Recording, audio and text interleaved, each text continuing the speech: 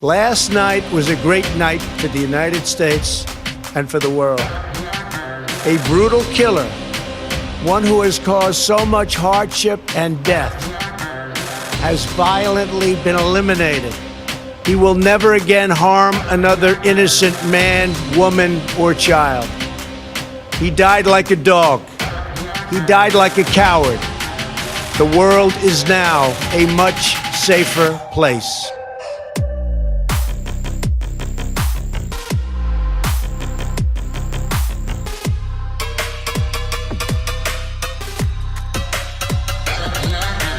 Welcome back, everyone, and thank you to all my Patreon and Subscribe Star supporters. I couldn't do this without you. If you follow me on Twitter or Facebook, then you know I'm a huge fan of Halloween and watching horror movies all month. Everyone does a Halloween episode, so why not a media watchdog channel? So, in celebration of the second greatest holiday, I'd like to welcome the Babylonian demonic god Pazuzu. I have harnessed the shadows that stride from world to world to sow death and madness.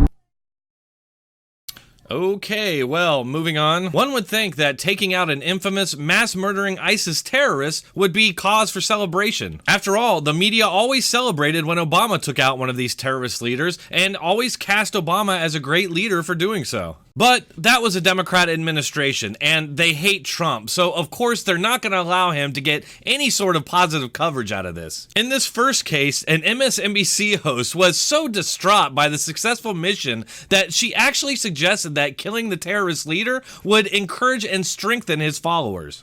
You wanted to talk about how, but I wonder here if this type of killing only reinforces the ideology of Baghdadi's followers, and in fact strengthens it.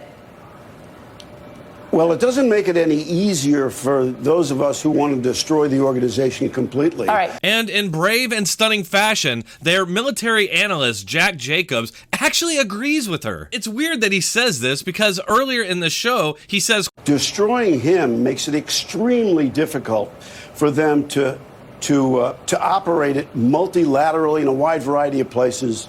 This is a very big deal, getting rid of this guy. I wonder here if this type of killing only reinforces the ideology of Baghdadi's followers. Well, it doesn't make it any easier for those of us who want to destroy the organization. It seems that he'll go wherever the MSNBC host leads him. What you're gonna see in this video is pretty solid proof that Trump derangement syndrome is a real thing. Back when Bush derangement syndrome was a real thing, his detractors in the media often seem to take the side of our enemies and would suggest that fighting terrorists only makes them angrier. They would also downplay the significance of taking out terrorist leaders during the Bush administration. For example, MSNBC once tried to spin the leader of Al-Qaeda in Iraq, al-Zarqawi, as a sympathetic figure, saying, quote, Just want to take a pause for just a second to bring everyone up to date on who al-Zarqawi really was.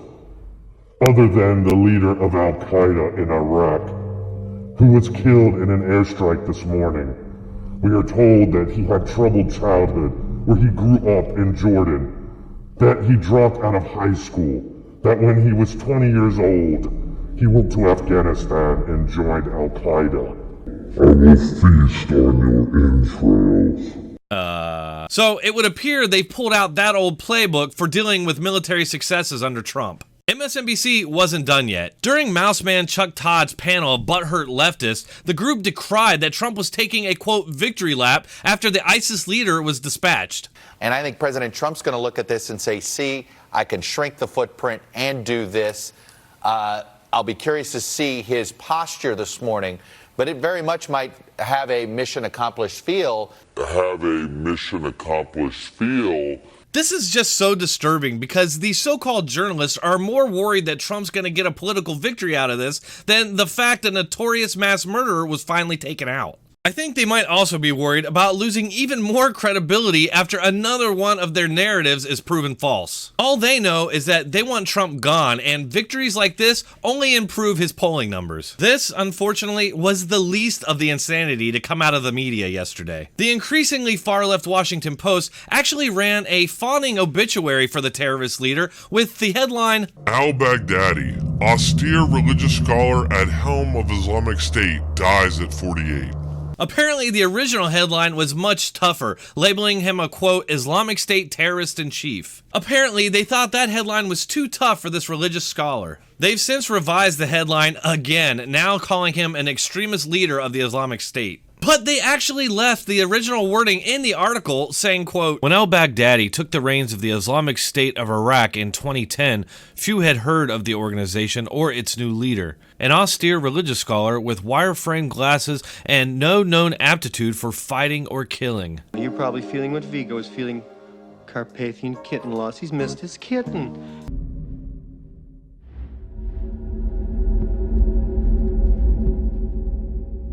I'll enjoy watching you suffer. All right. Anyway, also of note here is the fact that they ran a subhead labeling the Islamic terrorist leader a, quote, conservative academic. What the What, like Walter E. Williams or Victor Davis Hanson or Thomas Sowell? Absolutely absurd.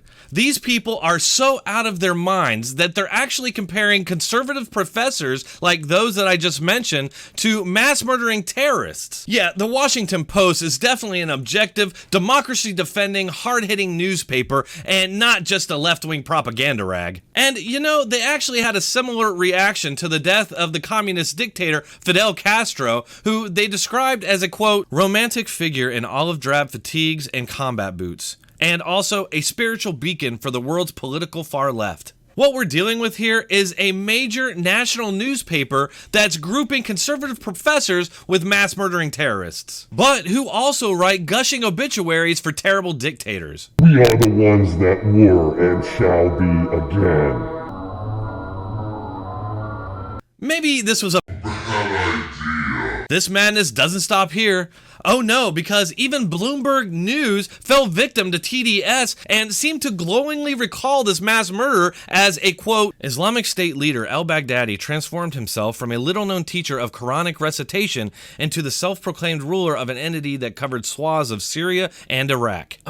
He's just an academic. A scholar. And then Big Fat Orange Man came along and snuffed out this special beacon of light in the desert.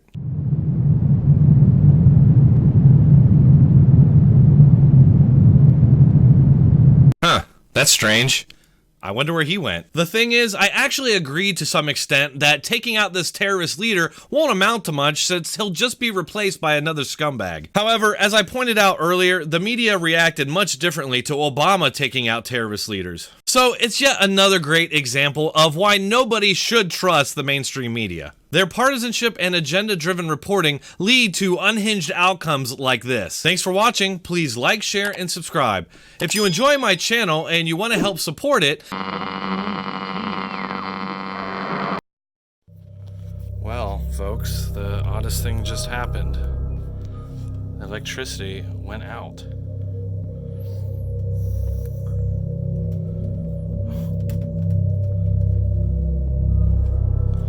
Well, folks, the weirdest thing just happened. The electricity just went out right when I was finishing up my video for today.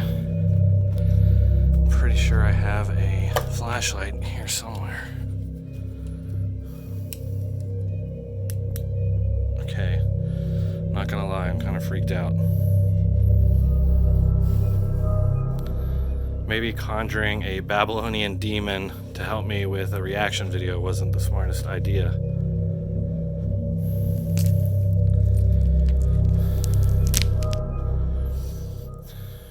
I heard nobody's home right now. I usually do my videos when the wife and kids go out to do things. But I swear I heard walking upstairs. Could be the cats. I heard noises in here too, which again could be the cats. I don't even know why I'm looking in here, but I just want to...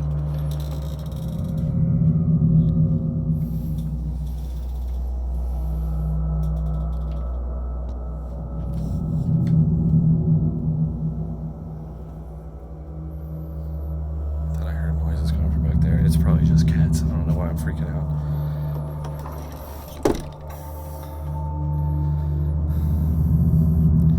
I'd go ahead and just record this though because it fits with the theme.